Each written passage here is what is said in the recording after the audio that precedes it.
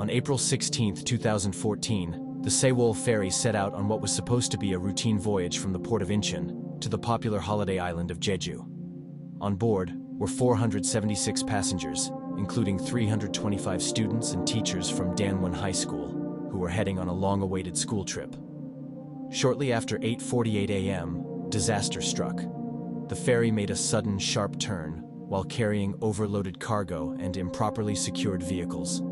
The Sewol, which had been illegally modified to include extra passenger cabins, became unstable and began to tilt sharply before taking on water. Within minutes, the situation escalated into full-blown chaos. As the vessel leaned dangerously to one side, passengers were ordered over the loudspeakers to remain in their cabins and stay calm, a command that would tragically seal many of their fates. Instead of organizing an evacuation, the crew hesitated. Videos later recovered from the students' phones showed the terrifying reality inside. One student can be heard quietly saying, "I'm scared," and "I want to live." 코드 블루 레드. 이거 보이시죠? 지금 60도예요. 각도가 얘 앉아 있는 거 보이시죠? 얘는 지금 정자세로 앉아 있는데 이게 60도. 보이죠? 나 무섭다 진짜. 나 이거 어떡하냐. 나 무서워. 나 살고 싶어. 나 구명조끼 입었어요. 뒤지기 싫어요. 지금 이 상황은 지금 기울어지고 있습니다. 난 뒤지기 싫어. 진짜 물들어가면 진짜 우리 나가야 돼요. 엄마한테 전화해볼까? 엄마 나 마지막 배가 잠기고 있어요. 지금 잠기고 있어요. 지금 잠기고 있습니다. 네. 지금 잠기고 있습니다. 이거 바꿔야겠네. While another clip shows students wearing life vests, standing in waist-deep water, anxiously waiting for help that never came. These haunting recordings shocked the entire nation. Meanwhile, as the Sewol continued to sink, the captain and several crew members abandoned ship, leaving hundreds of passengers trapped below deck. Rescue teams arrived too late. Out of the 476 people on board, 304 lost their lives, including 250 students from Danwon High School. Later investigations concluded that the Sewol ferry capsized due to a combination of factors: low stability, an abrupt turn, shifting cargo that had not been properly secured, and illegal structural modifications that made the ship top-heavy and unstable. In the aftermath, multiple arrests were made. The captain Lee Jun-seok was arrested, tried and convicted of murder through willful negligence. He was initially sentenced to 36 years in prison, but South Korea's Supreme Court increased the sentence to life imprisonment in 2015, ruling that he had abandoned passengers instead of leading an evacuation. 14 other crew members were also convicted on various charges, including negligence and abandonment. Their sentences ranged from 18 months to 12 years, depending on their level of responsibility. Most were found guilty of failing to help passengers when they had both the time and legal duty to do so. 출발.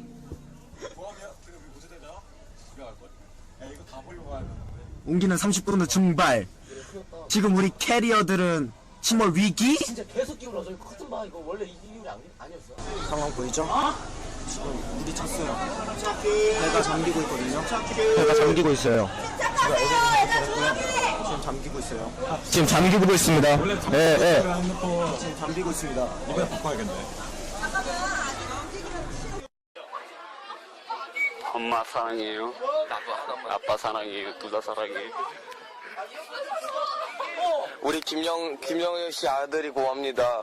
이번 열로 죽을 수 있을 것 같으니. 야, 계단에 있는 얘들이 제일 무서워. 엄마 아빠 사랑해요. 영원아. 영원아, 너만은 제발 수학여행 가지마. 오빠처럼 되기 싫으면. 알았지?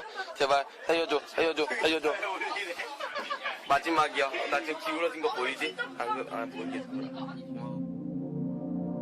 On September 5th, 2023, a powerful 6.8 magnitude earthquake struck central Myanmar, a nation in Southeast Asia, sending shockwaves through the region and leaving widespread devastation in its wake.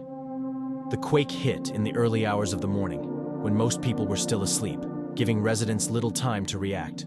Within seconds, The ground heaved violently. Homes, schools, and temples crumbled. Roads cracked apart, and power and communication lines went dark. Entire neighborhoods were reduced to mountains of rubble, twisted metal, and dust. Emergency crews launched rescue operations immediately, but progress was painfully slow. Blocked roads, continuous aftershocks, and a lack of rescue equipment in remote towns made it nearly impossible to reach many victims in time. As daylight broke, the full extent of the disaster began to emerge. Hundreds were injured, thousands were displaced, and at least 2,000 lives were lost. Families searched desperately for missing loved ones, clawing through debris with their bare hands as cries for help echoed through the shattered streets. Amid this chaos, a heart-wrenching video began to circulate online, capturing the world's attention.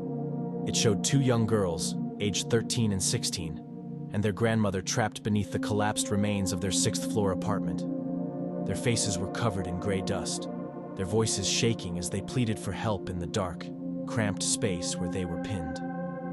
One of the girls managed to record the scene on her phone, revealing the desperate conditions. Their grandmother bloodied and moaning in pain while the sisters tried to comfort her and stay calm. Against all odds, rescuers eventually reached them, pulling all three out alive after hours of painstaking effort. The girl's father later posted the video on Facebook, and it spread rapidly across social media, a haunting reminder of the tragedy.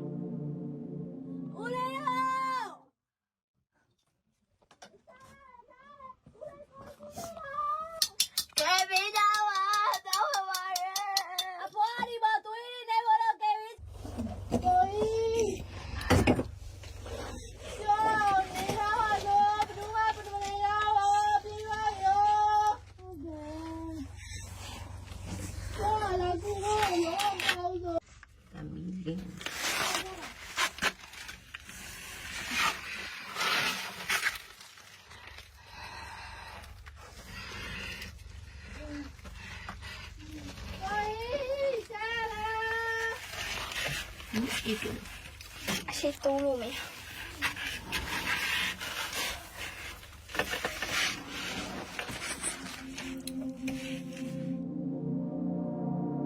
On September 11, 2025, 37-year-old Chinese actor and singer Yu Menglong, also known as Alan Yu, was found dead by friends after allegedly falling from an apartment building in Beijing the previous night. His management later stated that police had ruled out any criminal involvement, claiming the fall was accidental and that Yu had been intoxicated at the time of his death. However, about a month later, a leaked autopsy report surfaced online, suggesting Yu had sustained severe physical injuries before the fall. The alleged report described multiple fractures, internal bleeding, missing teeth, and genital trauma. Injuries typically consistent with torture and sexual assault. These findings directly contradicted the initial police statement that declared his death an accident. Reports indicated that Yu had attended a private gathering with several individuals prior to his death. Online speculation connected some of the attendees to influential figures, leading to widespread censorship across Chinese social media. Theories soon emerged claiming Yu had been assaulted at the dinner party, and that his death had been staged to look accidental. Posts suggesting powerful involvement were swiftly removed, and several users accused of spreading the rumors were reportedly detained by authorities. Additional claims circulated that Yu had been planning to leave his entertainment company, potentially putting him at odds with people who did not want certain information to surface. According to multiple reports, actor Fan Shiki was allegedly present at the gathering on the night Yu died. Several sources claimed that a voice recording with a 99.57% match to Fan's voice was shared online, purportedly capturing him abusing Yu during the events leading to his fatal fall. Furthermore, a now-deleted post, allegedly from Fan's verified Weibo account, appeared online stating, "Yes, I killed Yu Menglong because he deserved it." The post was removed within minutes and has not been independently verified. Despite these allegations, Fan Shiki and his management have strongly denied all claims, labeling them as slander and urging the public to stop spreading misinformation. Authorities have not officially named Fan as a suspect. A video uploaded to the social media platform RedNote in June 2025, allegedly recorded by a neighbor, also drew attention. In it, a man believed to be Yu can be heard crying out as he is being tortured.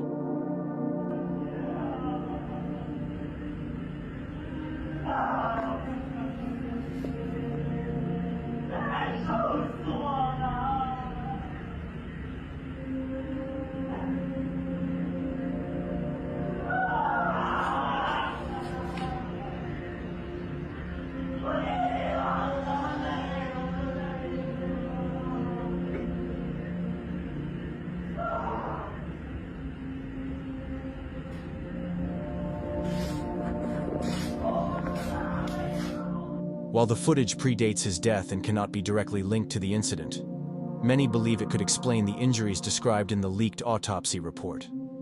For many theorists, this has only fueled suspicions that powerful individuals may have been involved in Yu Menglong's death. On July 26, 2015, CCTV footage from a shopping mall in Jingzhou, Hubei Province, China, captured a tragic incident. Mall staff had discovered a loose metal panel at the top of an escalator, but failed to close it off or properly warn incoming customers. About 5 minutes later, a mother named Xiang Liujuan and her young son stepped onto that same escalator. As they neared the top, an employee tried to alert her about the danger, but before she could react, Xiang stepped onto the faulty panel, which suddenly gave way beneath her. In a split second, Xiang pushed her son to safety, where a mall worker managed to pull him away from the gap. 2 other employees tried to rescue Xiang, but she fell through the opening into the escalator shaft. She tragically succumbed to her injuries at the age of 30. Investigators later determined that both human error and a design flaw by the manufacturer, Suzhou Shenlong Elevator Company, contributed to the accident.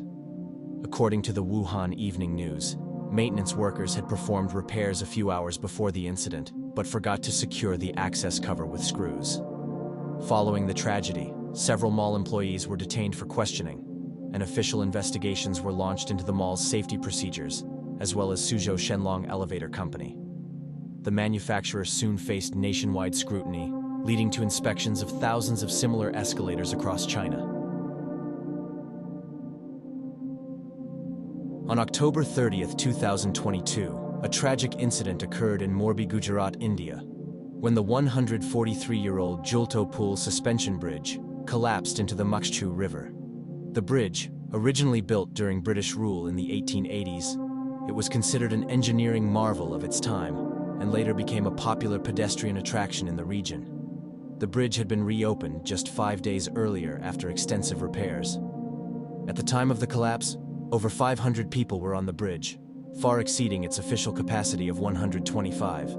The structure gave way, plunging many into the river below.